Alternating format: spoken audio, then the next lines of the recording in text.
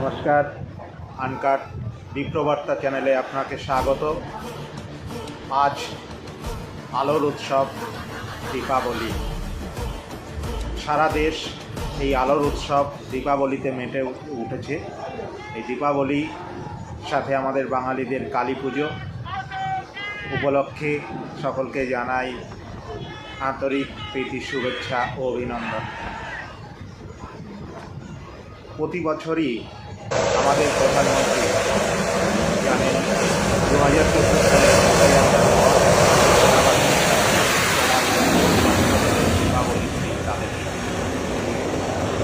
এই বছরও তার ব্যতিক্রম নয়। তবে এবার তিনি নৌবাহিনীর সঙ্গে সময় কাটিয়েছেন।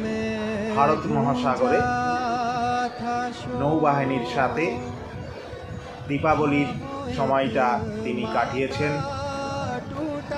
ভারত মহাসাগরে ভারতের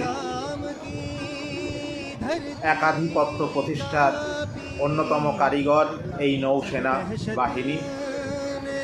এ বিক্রান্ত পাকিস্তানকে ভয় ধরিয়ে দিয়েছিল। এই নৌসেনা বাহিনী অনেকটাই শক্তিশালী হয়েছে ইন্ডিয়ান নেভি। এই কাজ শুরু করেছিলেন প্রধানমন্ত্রী ক্ষমতায় বসার পর থেকেই।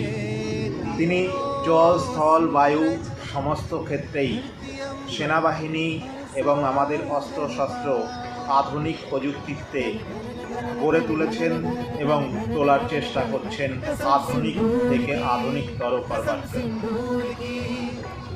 আর এই সেনাবাহিনীর মনোবল বাড়াতে প্রতি বছর তিনি কোনো অফিস বা ঘরে বসে থাকেন না। প্রতি বছরই তিনি বিভিন্ন সীমান্তে গিয়ে উপস্থিত হন এবং সেনাবাহিনীর সঙ্গে সেই সময়টা অতিবাহিত করেন। এবারও তার ব্যতিক্রম হয়নি। তিনি এবার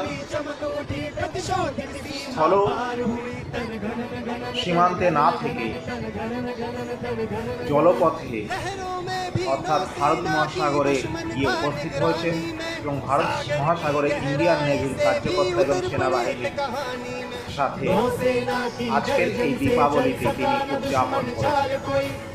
এতে সারা বিশ্বে তিনি বার্তা দিতে চেয়েছেন ভারতীয় নৌসেনার কার্যকারিতা, ভারত মহাসাগরে তার সদর্প উপস্থিতি এবং নৌশক্তিতে ভারত যে আজকে সারা বিশ্বের মধ্যে অন্যতম, সেটা তিনি প্রমাণ করতে চাইছেন এবং নৌসেনাদের মনোবলকে তিনি বলিষ্ঠ করতে চেয়েছেন।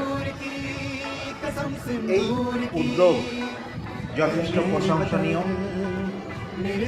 তার এই উদ্যোগকে আমরা সাধুবাদ জানাই। এই জন্যই ভারতীয় সেনাবাহিনী সহ প্রধানমন্ত্রীকেও আমরা দীপাবলির শুভেচ্ছা এবং শুভকামনা জানাই।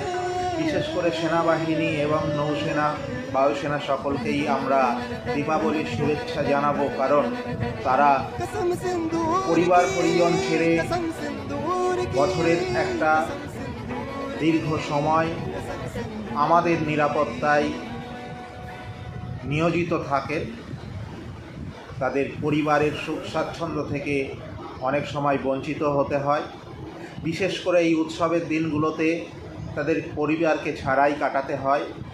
এই স্যাক্রিফাইসের জন্য আমরা তাদেরকে অবশ্যই অভিনন্দন জানাবো এবং এই উৎসবের দিনগুলোতে এই উৎসব উপলক্ষে তাদেরকে আমরা এবং তাদের পরিবারকেও জানাবো শুভেচ্ছা এবং শুভকামনা। আগামী দিনে আরও উচ্চতর শিখরে ভারতকে প্রতিষ্ঠিত করুক, এই আশা রাখব। এই বলে এখানেই শেষ করছি। জয় হিন্দ, বন্দে মাতরম, ভারত মাতার জয়।